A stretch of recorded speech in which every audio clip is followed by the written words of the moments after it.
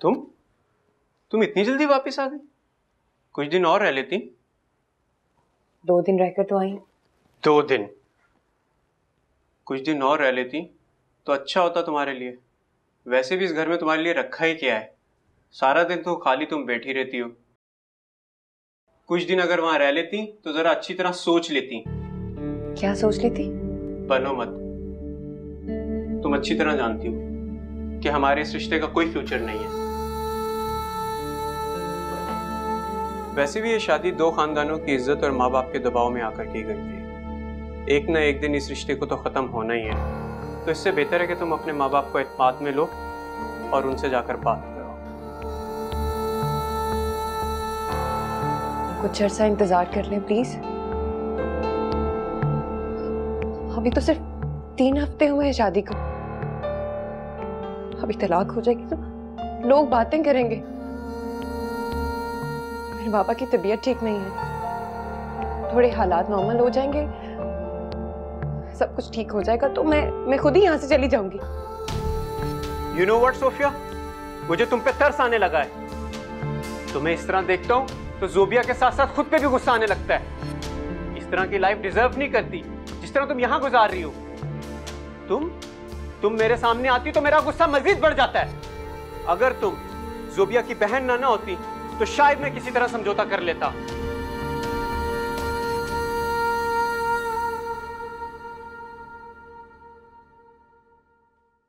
वालेकुम अस्सलाम। बिल्कुल ठीक। ज़ोहेब की वालदा हैं? जी नहीं, वो तो बाहर गई हैं। अच्छा, हलवा बनाया था मैंने, किचन में रख दें। जी शुक्रिया। सोफिया कहाँ है? वो ऊपर कमरे में। मैं ऊपर जाके मिल लेती।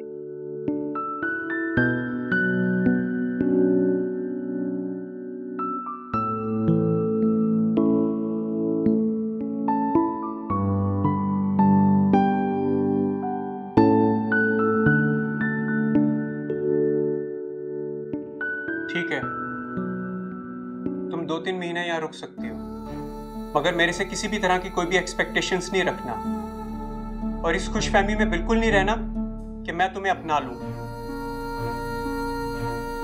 मुझे आपके तरस और हमदर्दी की जरूरत भी नहीं है। मुझे बस आपसे एक चीज चाहिए। क्या? वक्त, थोड़ा सा वक्त। ठीक है, एज यू विश। खुद को टॉर्चर देने का इतना शौक है तो रहो यहाँ खुशी से, मगर मेरे कमरे में नहीं, अलग अलग कमरे में। अब खड़े खड़े मेरा मुंह क्या देख रही हो? Get lost.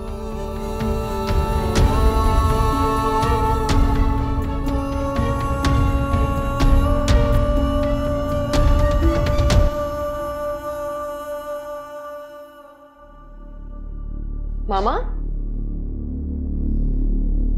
मामा आप कब आई और ऐसे कैसे वापस जा रही हैं आप? तो क्या करती सोफी, तुम्हारी जिल्लत और बेइज्जती बर्दाश्त करती। सोफी, तुम्हारे साथ इतना कुछ हो गया और तुमने हमें बिनक तक नहीं लगने दी। मामा मैं कुछ नहीं सुनना चाहती हूँ मैं।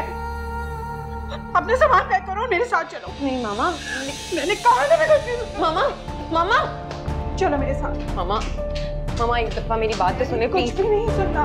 मामा एक बार मेरी बात तो सुने। मामा प्लीज एक दफा मेरी बात तो सुने।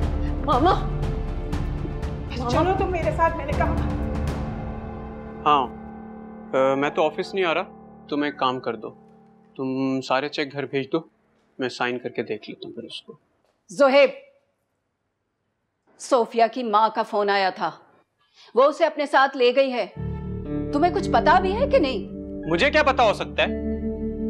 ये तो अंदाजा हो गया होगा कि वो उसे यहाँ से क्यों ले गई है। आप साफ साफ क्यों नहीं कहती? सोफिया की माँ ने तुम्हारी सारी बकवास सुन ली है। वो आई और उसे लेकर चली गई है यहाँ से। अब जाओ, जाकर मामला दुरुस्त करो और मना कर लाओ उसे। चले हैं तो अच्छा हुआ, जब वो खुद ही आकर उसे ले गई हैं, मुझे तो कुछ करना ही नहीं पड़ा। इतने बदलिहाज हो गए हो तुम। ऐसा तो मैंने कभी सोचा भी नहीं था मेरे बच्चे कि तुम ऐसे हो जाओगे। आप चाहती क्या है आखिर मुझसे? जाओ, जाकर उसे लेकर आओ और उसकी माँ से भी सॉरी बोलकर आओ। किसी की औलाद है वो, लावारिस नहीं है जो उससे इस तरह का सलूक करते फिर रहे हो तुम। वो भी तो बहुत ढीठ है, 1,00,000 दफा मना करने के बाद भी मेरे सामने आ जाती है। अब इस रिश्ते को तो तुम्हें निभाना ही होगा। तुम उससे मोहब्बत ना करो, कम से कम उसकी इज्जत तो करो। मोहब्बत तो अल्लाह वक्त के साथ साथ दिलों में डाल ही देता है। जिस लड़की से मैं प्यार नहीं करता, जिसके साथ मैं जिंदगी का एक लम्हा भी गुजार नहीं सकता, उसके साथ मैं कैसे जिंदगी गुजार सकता हूँ? मॉम, आपसे बहुत बड़ी गलती हो गई है। आपने हम दोनों की जिंदगी बर्बाद कर दी है, मेरी भी और सोफिया की भी। बेटा, मैं मानती हूँ मुझसे गलती हुई है, लेकिन अब जो होना था वो तो हो चुका है। अब तुम आगे की सोचो। मैंने सोच लिया है, अब मैं इस रिश्ते को बहुत जल्द खत्म कर दूंगा।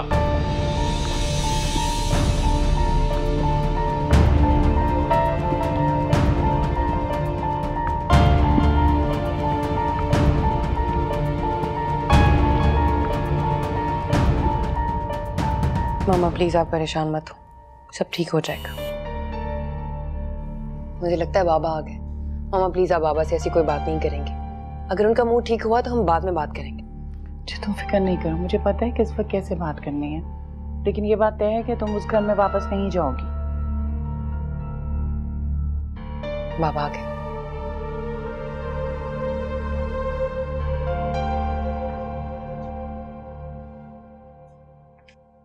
अस्सलाम वालेकुम बाबा। वालेकुम सलाम। कैसे हो बेटा? मैं ठीक हूँ। खुशी। कब आई तुम? बस आज ही आई हूँ। आपकी तबीयत कैसी है बाबा? बहुत थके थके से लग रहे हैं। इतना काम क्यों करते हैं? अपना ख्याल रखा करें ना। मैं बिल्कुल ठीक हूँ, परफेक्ट हूँ। वैसे अच्छा किया जो तुम आ गए, घर तुम्हारे बगैर बिल्कुल सूना सूना लगा। आप मुझे बिल्कुल ठीक नहीं लग रहे। ओह, मैं बिल्कुल ठीक हूँ। ज़ेब कैसा है? वो भी ठीक है। अब बैठो, मुझसे तो बहुत सारी बातें करें। आ जाओ।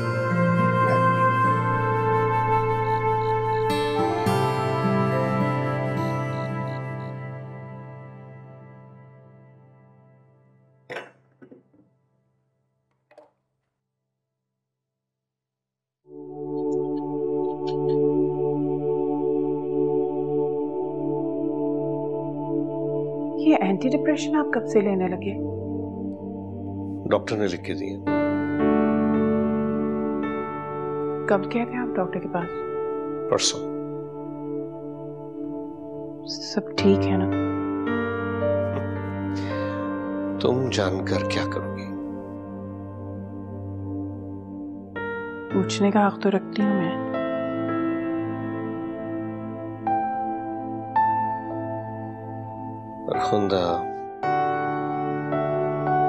खुंदा मैं जीऊं या मरूं, क्या फर्क पड़ता है तुम्हें? सही कहा आपने, मुझे क्या फर्क पड़ता है?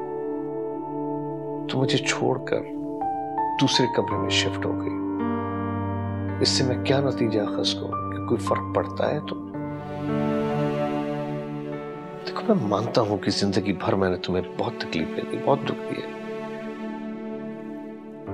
मगर तुम तो ऐसी नहीं। तुमने हमेशा अपने फराइज को बखूबी अंजाम दिया। सजा मत दो मुझे, प्लीज।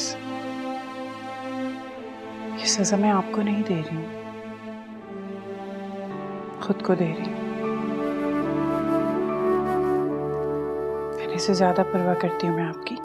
तो फिर ऐसा क्यों कर रही हो? प्लीज मुझे अकेला मत करो। मैं अपना गम तुम्हारे साथ नहीं बांटूंगा तो फिर किसके साथ बांटूं? बोलो। पता नहीं हम इंसानों को अपनी गलती का एहसास इतनी देर से क्यों होता है। जब मुझे आपकी जरूरत थी तो आप मेरे पास नहीं थे। आज जब मुझे आपके बगैर रहने की आदत हो गई है तो आपको मेरी जरूरत पड़ गई।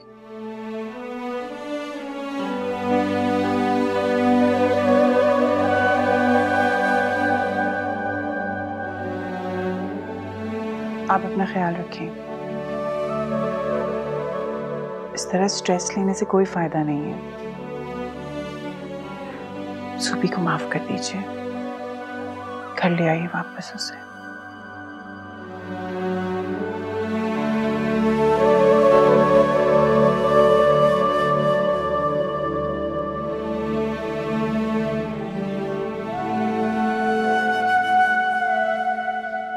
मामा, आपने बाबा से बात की थी? नहीं। तो फिर वो इतने परेशान क्यों हैं? परेशानी के और भी बहुत से वजूहात हैं। आजकल बहुत डिप्रेशन में हो। मेरी तलाक का सुन के और भी ज्यादा परेशान हो जाए। बेटा तो फिर मैं क्या करूं? उनके डिप्रेशन की फिक्र करूं या तुम्हारे मुस्तकबिल की? मुझे खुद समझ में नहीं आता कि मैं करूं तो क्या। अपने जीते जी मैं तुम्हारी जिंदगी बर्बाद होते नहीं देख सकती। कितनी दुआएं मांगी थी मैंने अल्लाह से तुम्हारे अच्छे मुस्तकबिल की। मम्मा, सब्र करने से सब ठीक हो जाता है। ये आप ही ने सिखाया है मुझे। और अभी फिलहाल आप बाबा से कोई बात नहीं करेंगे। वादा करें आपसे।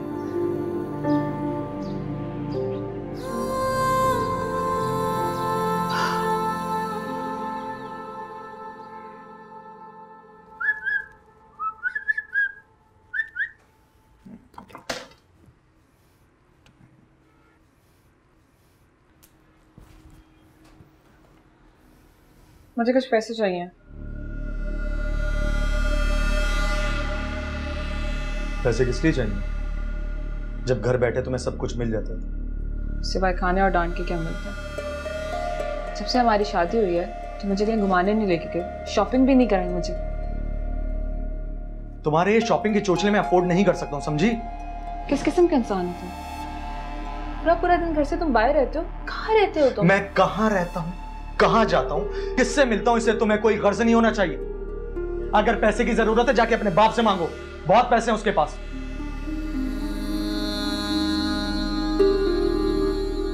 और हाँ, घर को अच्छे से साफ कर दो, मेरे कुछ दोस्त आएंगे रात में। मैं तुम्हारी और तुम्हारे दोस्तों की खिदमत करने नहीं बैठी हूँ।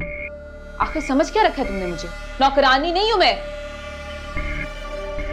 तुम हद से बढ़ रही हो। हद से ज्यादा तुम बढ़ रहे हो।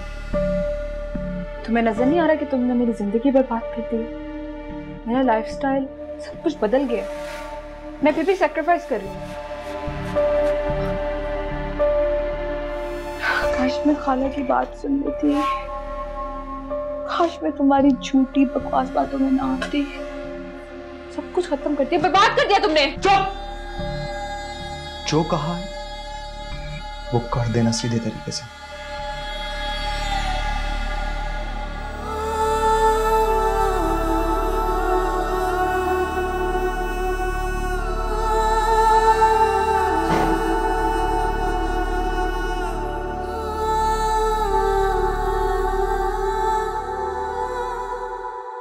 सुहेब ने मेरी बेटी को बहुत बुरा भला बोला है।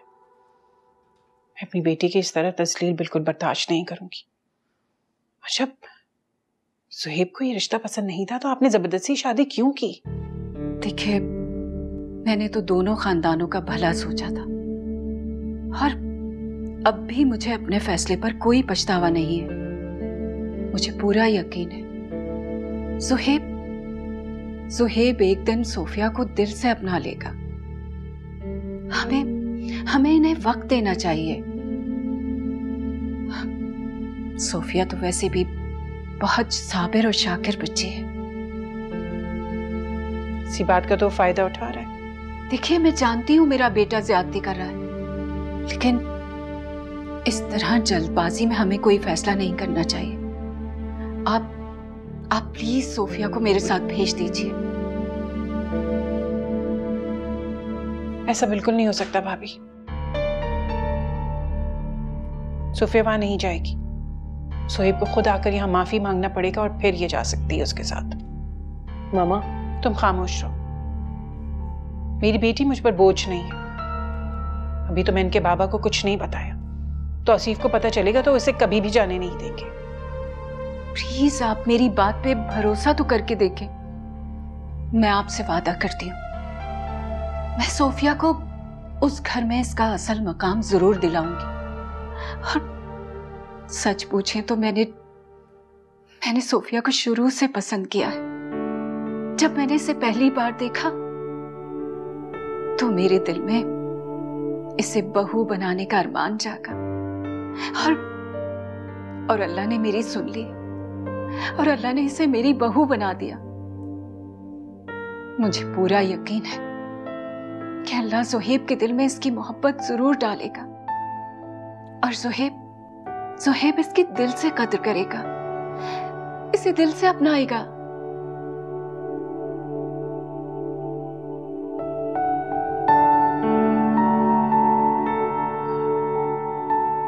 ठीक है, अगर आप इतना कह रही हैं तो मैं इसे आपके साथ भेज रही हूँ, लेकिन आप ज़ुहैब से कह दें कि अपना रवैया इसके साथ सही रखें। जाओ सोफिया, जाकर तैयार हो जाओ। जी।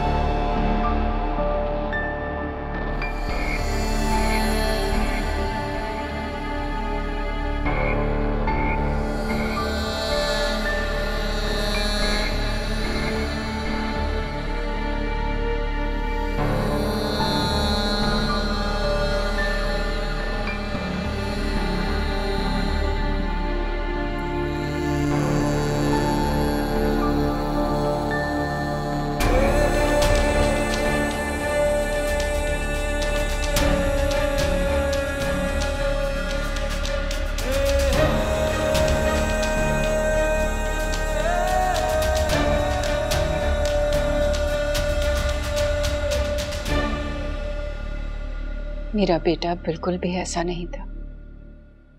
तो बहुत सॉफ्ट स्पोकन, बड़ा फर्मा बरदार और सादतमंद था।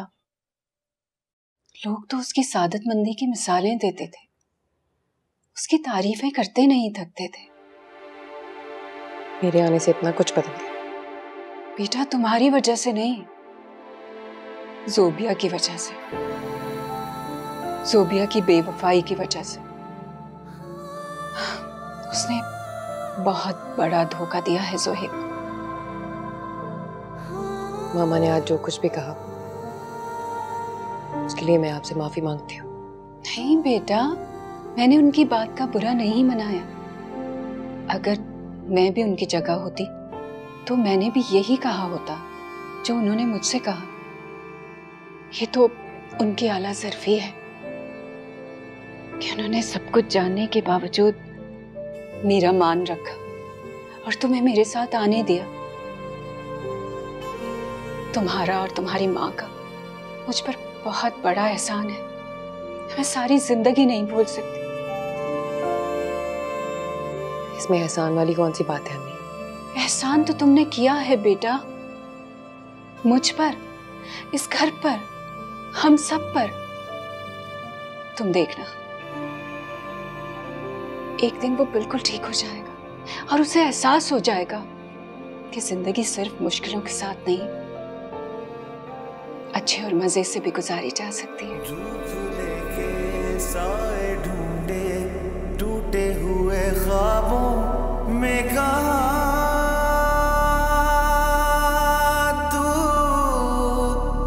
तू है कहाँ?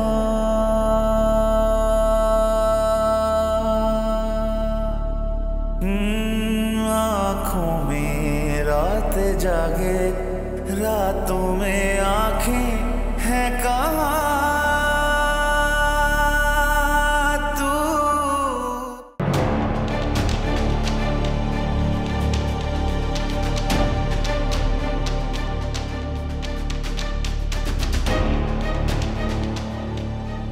आप प्लीज जाइए, रखिए इसको इधर, क्या मजा? रखिए। मेरे प्लीज।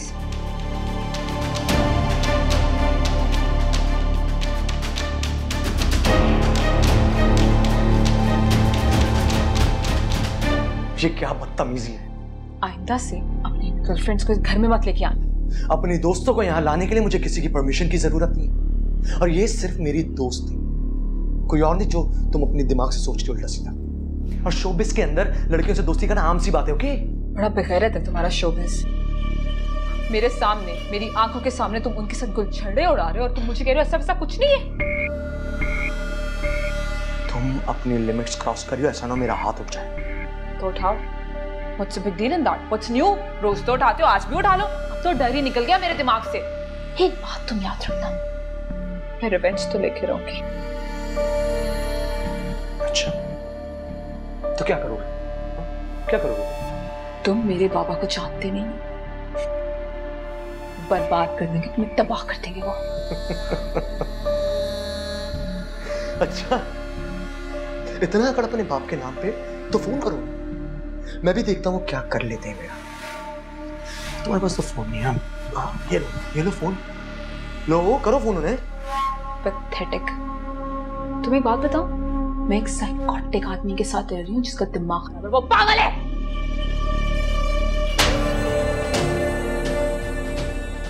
साइको मैं नहीं, साइको तुम हो। और अगर आइंदा मेरे सामने जबान चले तो तुम्हारा हश्र खराब कर दूंगा मैं।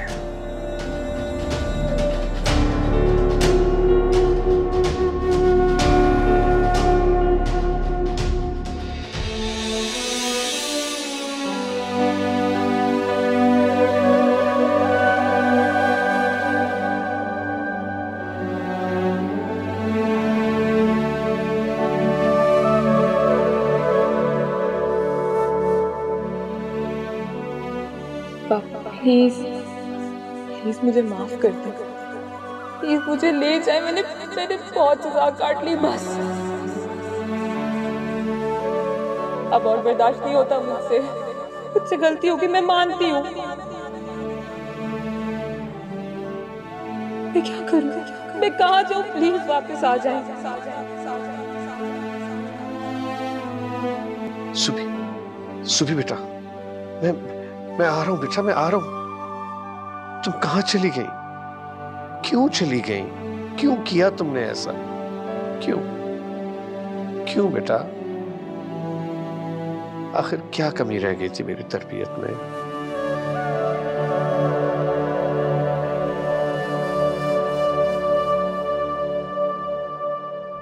मुझे यहाँ नहीं रहना बाबा, मुझे माफ कर दे।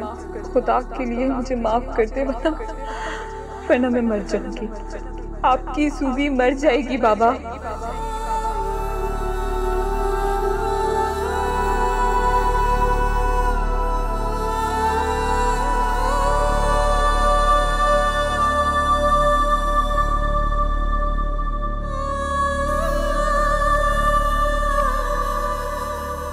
ऐसी जिंदगी गुजारने का फैसला मैंने खुद किया था, किसी ने मुझ पर दबाव नहीं डाला। शायद मुझे ये यकीन था कि मैं इस बिखरे हुए घर को और टूटे हुए दिलों को समेटने में कामयाब हो जाऊंगी, लेकिन ये मेरी खुशफहमी थी। मैं इस बिखरे हुए घर को समेटने में कामयाब हो भी गई। टूटे हुए हैं किनारे, बहते हुए आसमां के, खाली है दिल का मकान। तब भी सुहेब के दिल में जगह नहीं बना सकूंगी, कभी नहीं। वो मुझे बीवी का दर्जा कभी नहीं देगा। अगर तुम साथ हो। सूफिया कुछ अपसेट लग रही थी, सब ठीक तो है ना? कैसे ठीक हो सकता है? जिन हालात में उनकी शादी हुई इतनी आसानी से तो जज नहीं कर सकते। कुछ वक्त लगेगा। उसके चेहरे पे कुछ उदासी थी, कहीं हमसे कुछ छुपा तो नहीं रही हो? मैं क्या कह सकती हूँ? कुछ होता भी है तो बताती नहीं है। खैर आप फिक्र ना करें, वैसे भी आपकी तबीयत ठीक नहीं है। डॉक्टर ने आपको रेस्ट करने के लिए कहा है, आप इसलिए स्ट्रेस नहीं ले सकते।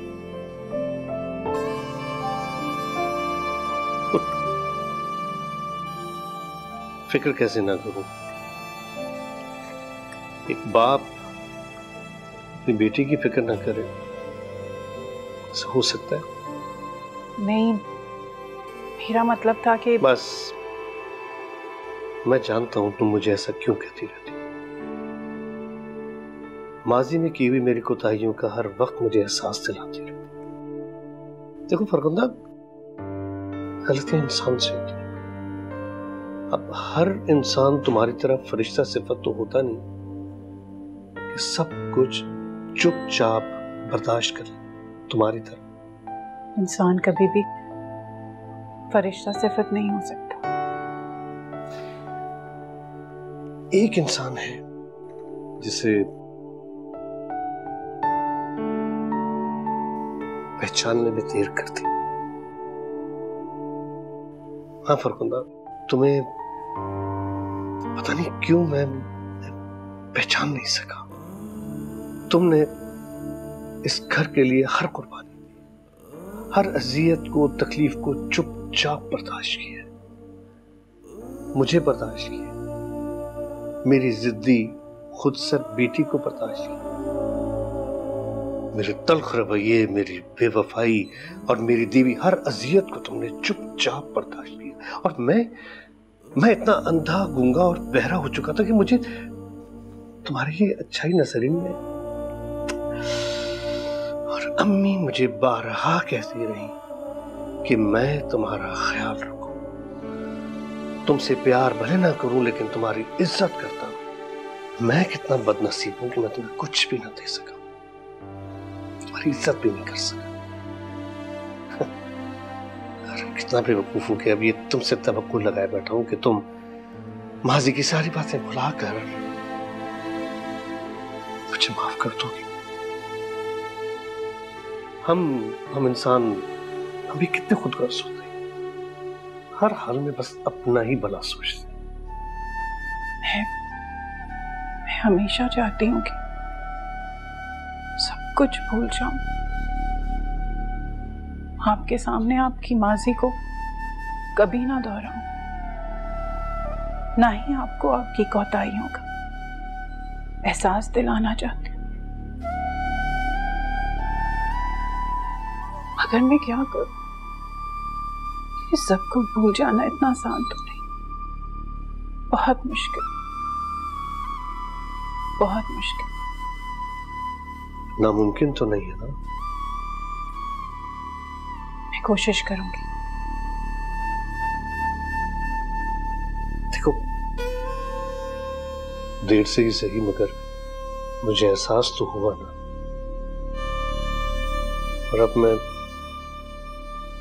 असाला करना चाहता हूं गलतियों का, माफी मांगना चाहता हूं तुमसे। बहुत देर हो चुकी, बास चीजें जब खो जाएं तो वापस नहीं मिलती। आप मुझे खो चुके हैं।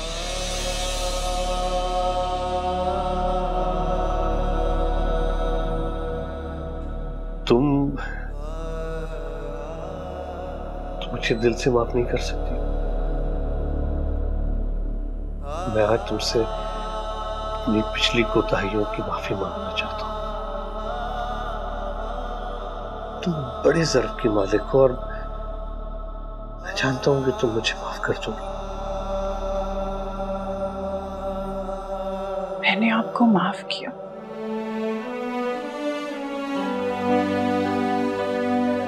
दिल से माफ किया, मगर मैं आपको कुछ दे नहीं सकती। हाँ, इस रिश्ते को पहले की तरह निभा जरूर सकती हूँ। आपको मुझसे कभी भी कोई शिकायत नहीं होगी।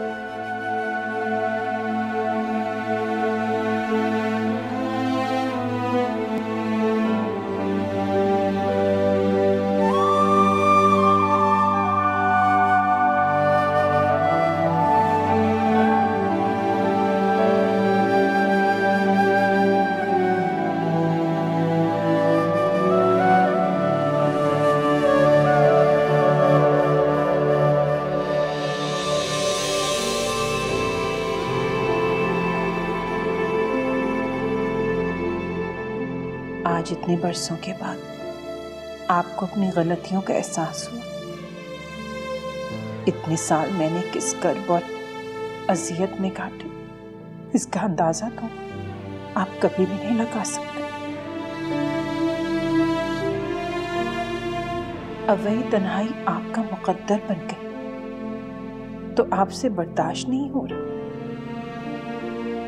शादी के इतने बरसों बाद आपको अपनी जिंदगी में मेरी जरूरत महसूस होने लगी। बहुत खुदगर्ज इंसान है आप, बहुत खुदगर्ज।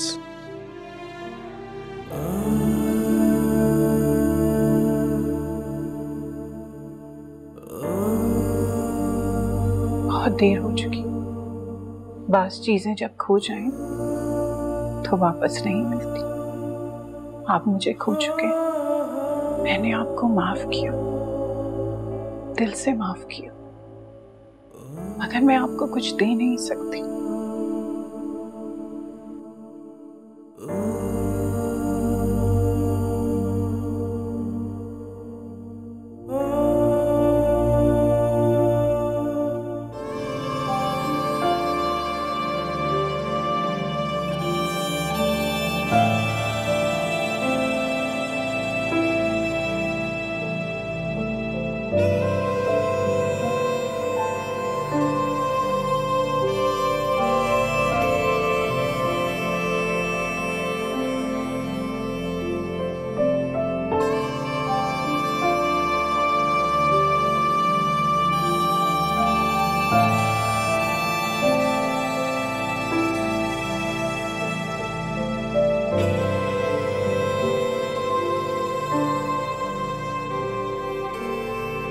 अस्सलाम वालेकुम। वालेकुम अस्सलाम। कैसे हो बेटा? मैं बिल्कुल ठीक हूँ, आप कैसी हैं? खीर बनाई थी मैंने अपने हाथों से, सोचा मामा बाबा के लिए ले जाऊँ। कहाँ हैं वो दोनों? तो दोनों अपने अपने कमरे में हैं। दोनों ने आज खाना भी नहीं खाया। अपने अपने कमरे में क्या मतलब? साहब और बेगम साहबा बहुत उदास और खफा रहते हैं। जब से आप इस घर से गई हैं दोनों ने अपने कमरे भी अलग कर लिए, अब अलग अलग कमरों में रहते हैं। क्या? बीबी जी, बेगम साहब को मत बताइएगा कि ये सब कुछ मैंने आपको बताया, वरना वो बहुत खफा होंगी। आप फिक्र ना करें, मैं नहीं बताऊंगी। ये किचन में रखें। तनी इस घर को किसकी नजर लग गई?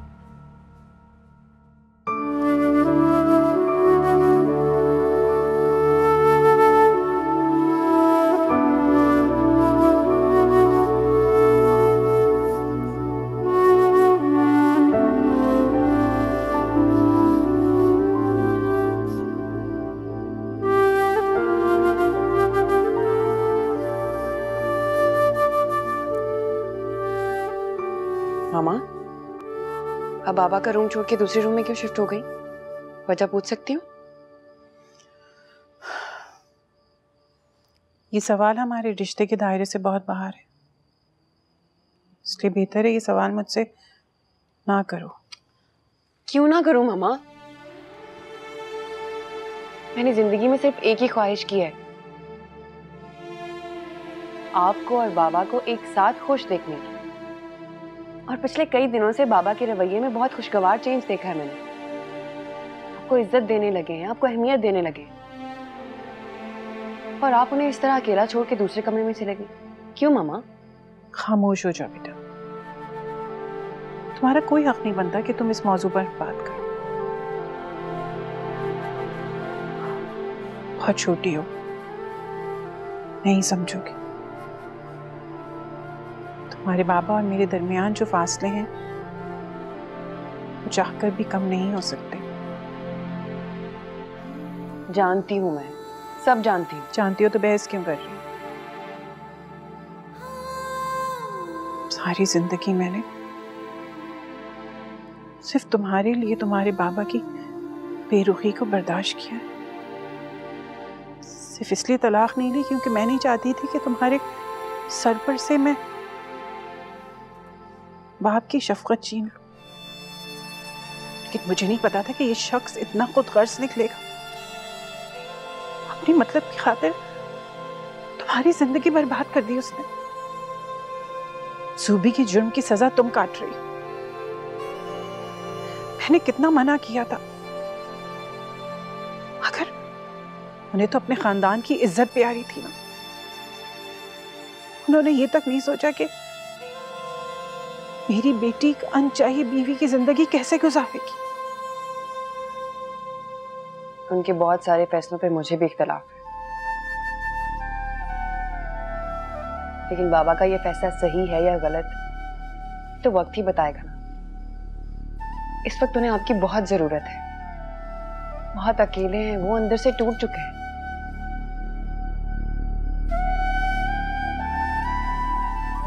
आपके साथ की, आपकी हमदर्दी की जरूरत है।